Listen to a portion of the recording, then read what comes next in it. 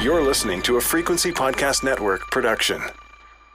It's no exaggeration to say that this is the hottest drug on the continent. It might even be something of an understatement to say that. In Canada, however, the endless commercials aren't actually allowed to tell you what this drug does, so you get this. I just asked. I asked. Yeah, I asked. Evidently, though, those cryptic commercials are working. The demand for the drug is as high as ever, high enough to fuel ongoing supply issues. Now, naturally, with a shortage impacting the needs of patients who have been using Ozempic to manage their chronic conditions, you would think it would become more difficult to get a prescription to take the drug for an off-label use, which is, of course, weight loss. Especially, you might imagine, in a universal healthcare system like Canada's with all of its checks and balances and boring rules and regulations and necessary, safe bureaucracy, right? No, you might think that you'd be very wrong. Never mind going to your doctor's office, having a video consultation, or even picking up the phone. In Ontario, right now, at least one reporter was able to secure an Ozempic prescription with an online application and a few words in a chat box. All for the low, low price, yes, I said a price, of $99. Now, is this our healthcare system working as intended? Is this a massive loophole just waiting to be exploited? Or is it the inevitable result of regulations that simply can't keep up with the pace of technology? I'm Jordan Heath Rawlings. This is The Big Story. Morgan Bocknek is an investigative reporter with the Toronto Star who, yes, now has a prescription for Ozempic. Hello, Morgan. How's it going? I'm pretty good. I'm recovering from COVID. How are you? I am sorry. It feels like you and a lot of people in this country right now. I'm recovering from a non-COVID illness. But enough about our illnesses. Let's talk about drugs. For those who might not know, who may have been living under a rock somewhere, explain to us what Ozempic is and who is supposed to be taking this drug.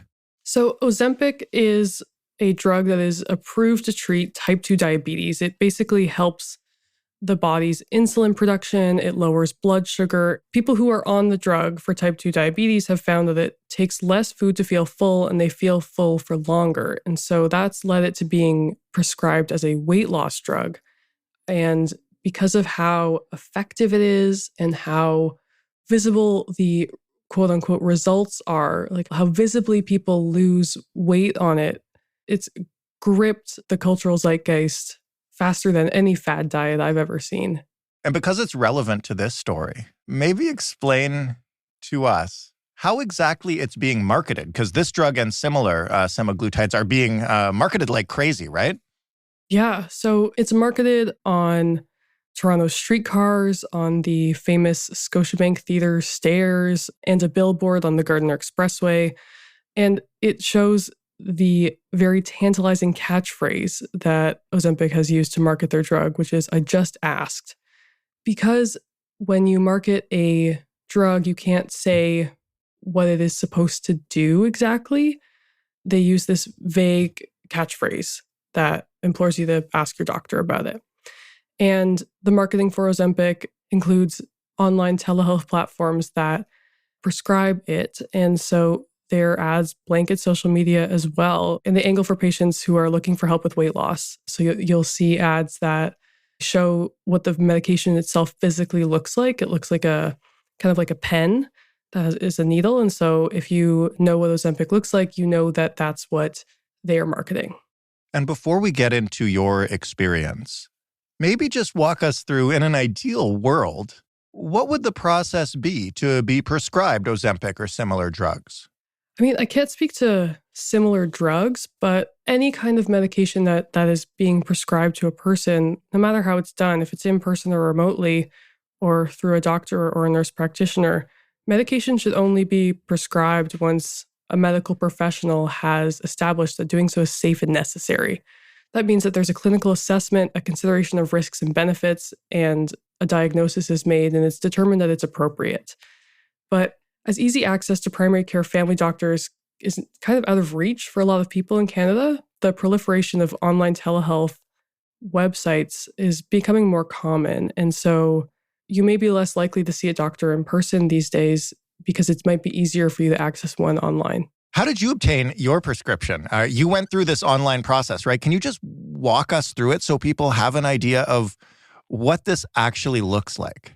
You know, one day my editor was like, I keep getting ads for Ozempic, and everyone I know keeps getting ads for Ozempic on Instagram and Facebook.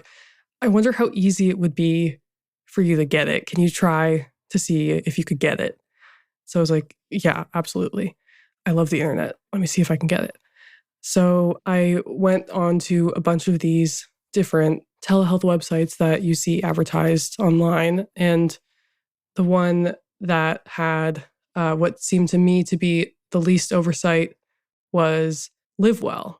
Most of these online telehealth platforms have you fill out a questionnaire to kind of determine what kind of patient and candidate you are for different medications. But in my case, I went onto LiveWell's website. I answered like a couple dozen questions for a weight loss consultation.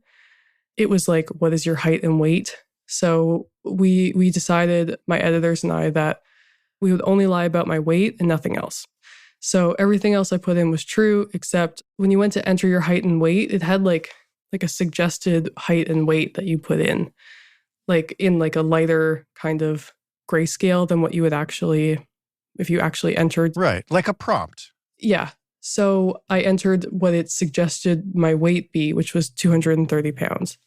But when I entered my real weight, which is not that, it wouldn't let me proceed with the questionnaire. It said that like I was not a good candidate for the program. But when I entered the weight it suggested, it had no issue with that. So then I answered some other questions about, do I have different conditions or stuff like that? And do I have a history of or a family history of other conditions? And I was asked to upload a photo of myself to confirm that, I guess, that I visibly looked like I was 230 pounds. So I uploaded a photo where I don't look overweight in it. Right. I'm just wearing kind of baggy clothes.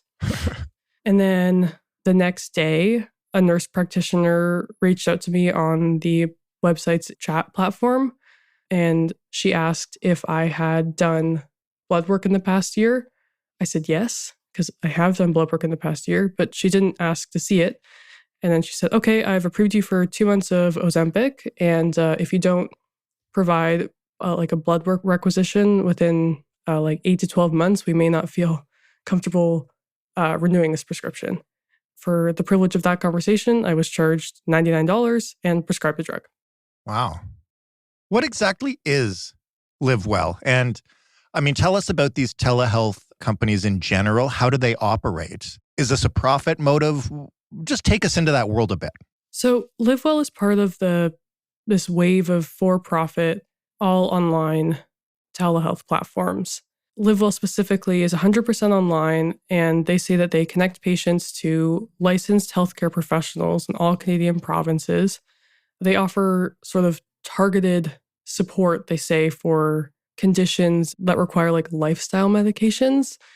Like if you are looking for an acne cream or like erectile dysfunction medication or like hair loss medications, like medications that sort of are like common and generally like seem low risk, like very routinely used, very known side effects, like it's very known how they operate. And so through like an online questionnaire, you answer some questions, and then on LiveWell, you connect with a licensed medical provider. They say, it used to say licensed Canadian doctor on their website, but after I posted as a patient and got the Ozempic prescription, the website was changed to no longer include the expectation of a doctor consultation. Now it just more generally says that like you can connect with a healthcare provider or practitioner. LiveWell offers, you just communicate through like chat messages with a doctor. And then if it's appropriate, they say, you get a prescription. But some of these other online telehealth platforms have more oversight and more involved doctors and nurse practitioners behind them. So like Felix, for example, when I tried to get Ozempic from them, they said that to proceed, I would have to get new blood work done, and they provided a requisition, and that I would have to do a video call with a healthcare professional where I would have to get on a scale at some point as well to confirm.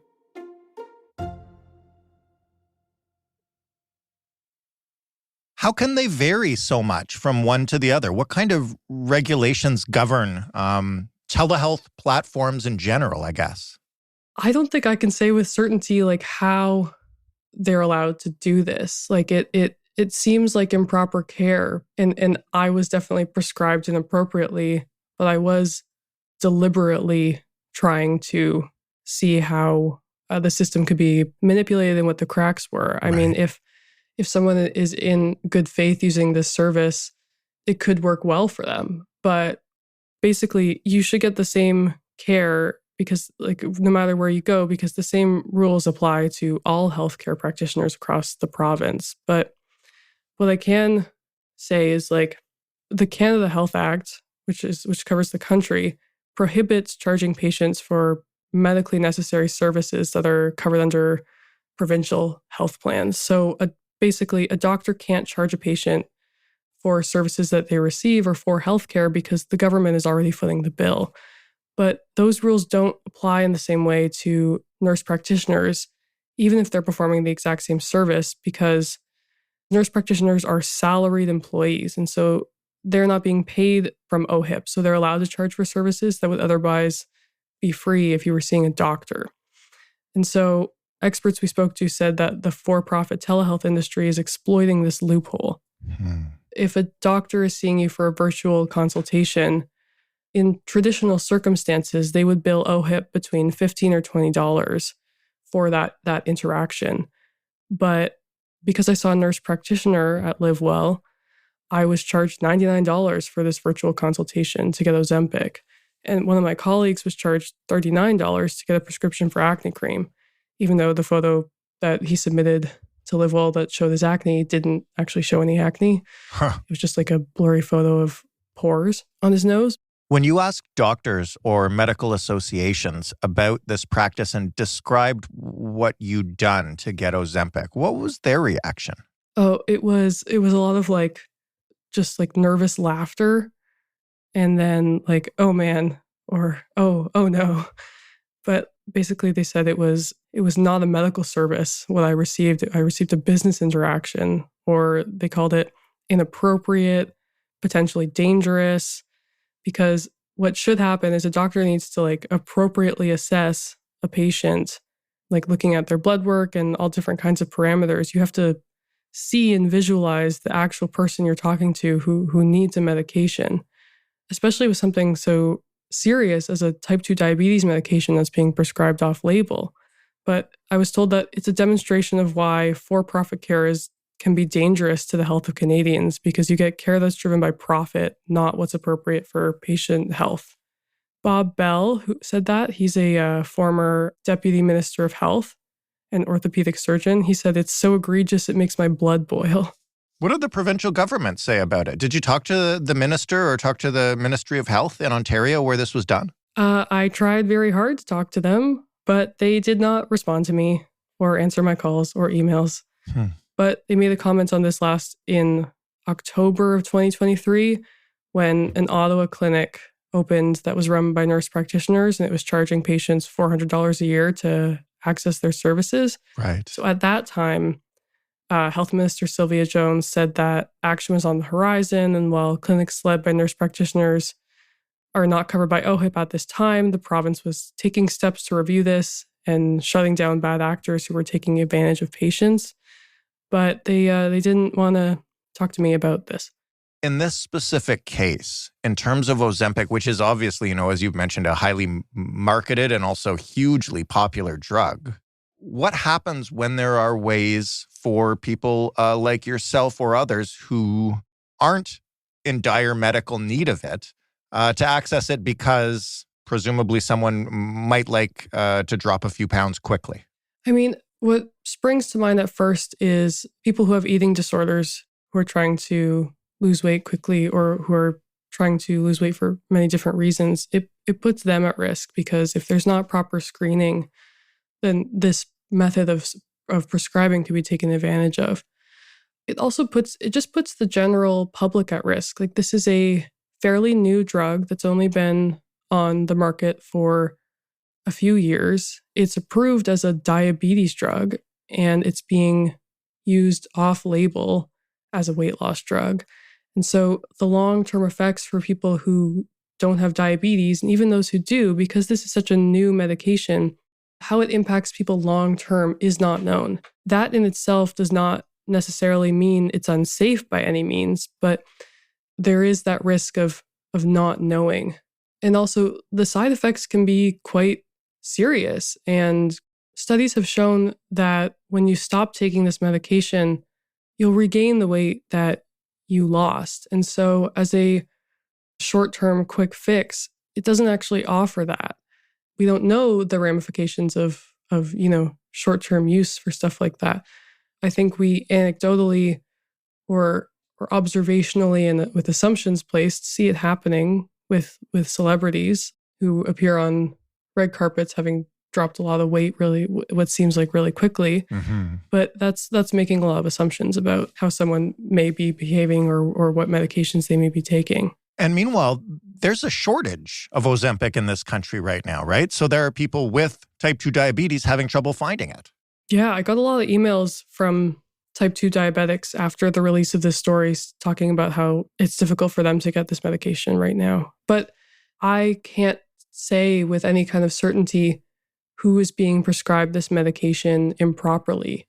And if people have been prescribed this medication properly for weight loss off-label, then it's not like they're taking it from the type 2 diabetics and they shouldn't be on it.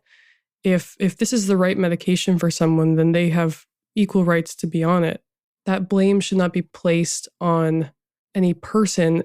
That blame could go on to Novo Nordisk, the manufacturer who holds the patent for this. Because they hold the patent until 2032, I believe, what you see happening is compounding pharmacies are making the closest thing that they can to this medication, but it's not actually the same medication. Is there a way that we could have just closed this loophole if the regulations were matching kind of the advancements in the field, you know? Doris Greenspun, who's CEO of the Registered Nurses Association of Ontario, said that one way the Ontario government could regulate this kind of thing is to create a parallel OHIP system for nurse practitioners. And there is a parallel OHIP system coming for Alberta's nurses sometime early this year, where nurse practitioners can bill the province directly and open publicly funded independent practices.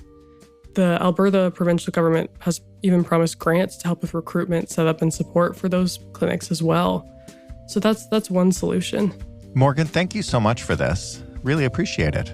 It's my pleasure. Morgan Bocknek from the Toronto Star. That was The Big Story. For more, head to thebigstorypodcast.ca. You can type Ozempic into the search bar and find a previous episode that will explain what these drugs are, what they do in context, and whether or not we should be prescribing them for their off-label uses. If you've got feedback on this episode or that episode I just mentioned or any other episode of this podcast that you have ever heard, you can send it to us. The email address is hello@thebigstorypodcast.ca. And the phone number, if you want to call and leave a voicemail, is 416-935-5935. The Big Story is in all your podcast players, and of course, it should be in your friends' podcast players too. So if it's not, tell them to put it there or just grab their phone when they walk away and do it for them. Thanks for listening. I'm Jordan Heath Rawlings. We'll talk tomorrow.